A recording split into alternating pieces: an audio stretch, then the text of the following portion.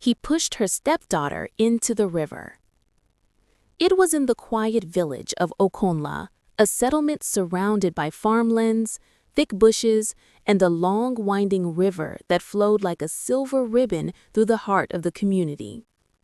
The river, called Odo Ije, was the pride and fear of the people. It gave them fish, water, and fertile soil, but it had also taken many lives. In that same village lived Martha, a woman of quiet beauty, and her daughter Grace, a cheerful 10-year-old with bright eyes and a heart so pure that even the villagers adored her. Life had been kind to Martha once, until her husband, Raymond, died in a motor accident on his way back from Lagos. After his death, things fell apart for her.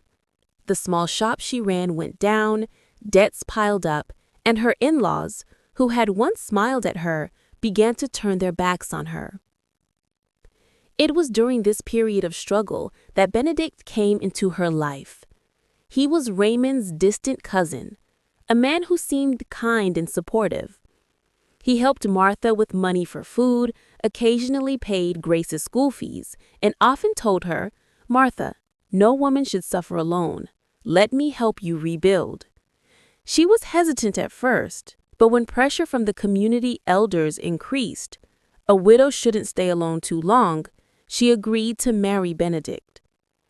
People said it was the best decision she could make, but those who truly knew Benedict also knew his heart was as dark as Odo Ije at midnight. At first, things seemed normal. Benedict treated Martha with kindness, and Grace tried to call him Daddy Ben, but slowly, small cracks began to appear. He would snap at Grace for no reason. He would complain, "Why is this girl always around when I'm eating?" He started locking the kitchen at night, and when Martha wasn't home, Grace would hide from him. One night, Grace told her mother, "Mummy, Daddy Ben doesn't like me. He said I'm the reason you're poor." Martha scolded her gently, "Don't say that, my daughter. He's just trying to make things better for us." But deep down, she had noticed it too. How Benedict's eyes hardened whenever he looked at Grace, how he muttered under his breath when she laughed, and how he always said, "You look too much like your father." It all came to a head one Saturday afternoon. Grace had gone to fetch water from Odo Ije River. Martha was at the market, and Benedict was supposed to be mending a broken door at home. But when a neighbor saw him heading toward the river path, she had a strange feeling.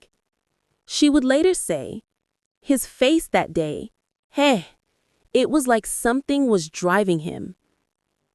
At the riverbank, Grace had just filled her buckets when Benedict appeared behind her. "Daddy Ben," she greeted shyly. "Good afternoon, sir." He didn't answer. He stared at her, his chest heaving. All the resentment he had built up spilled over like a flood. "You think you're special, Ubby? You and your useless mother. You've turned her against me, but not anymore." Before Grace could even scream, he pushed her, hard. She fell into the river, her small body swallowed by the strong current. She screamed once, "Mommy!" Then silence. The buckets floated away. Benedict froze. The reality of what he had done sank in. He ran home trembling, his clothes soaked in sweat. He tried to act normal when Martha returned, but she noticed he was restless. When Grace didn't come back after sunset, panic gripped her heart. By nightfall, the entire village was searching along the riverbanks. Lanterns flickered, women prayed, men shouted her name into the darkness. Then, near the bend of the river, they found her, lifeless, her small hands tangled in weeds. Martha screamed until her voice broke. "My daughter, my Grace, my only child!" She fainted beside the body. The next day, as the villagers gathered, someone whispered that they had seen Benedict heading toward the river earlier that day. The same neighbor who had noticed him before spoke up. The hunters and youths went straight to him. "Benedict," they shouted, "what did you do to that child?" He tried to deny it, his voice shaking. "I don't know what you're talking about." But when one of the hunters raised a cutlass and another threatened to drag him to the chief's palace, he broke down crying.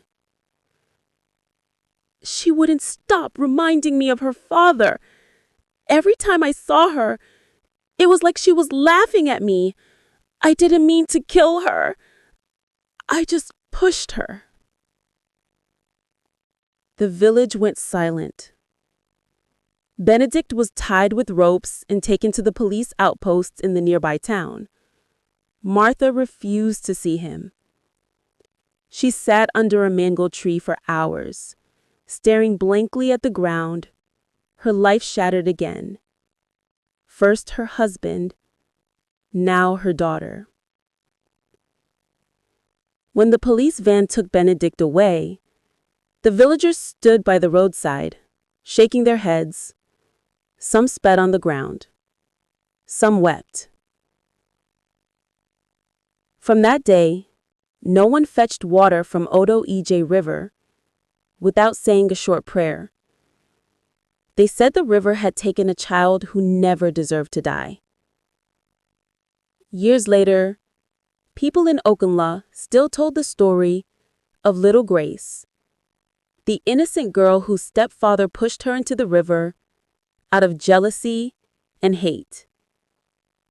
And whenever a stranger asked where the river bent sharply and flowed silently, the villagers would whisper, "That's where the child died, the one her stepfather pushed." And if you listened closely to the rush of the water on a quiet evening, some swore they could still hear a faint voice, soft and sorrowful, calling, "Mommy." Thank you for watching. Please like, comment, share, and follow for more stories. Bye for now.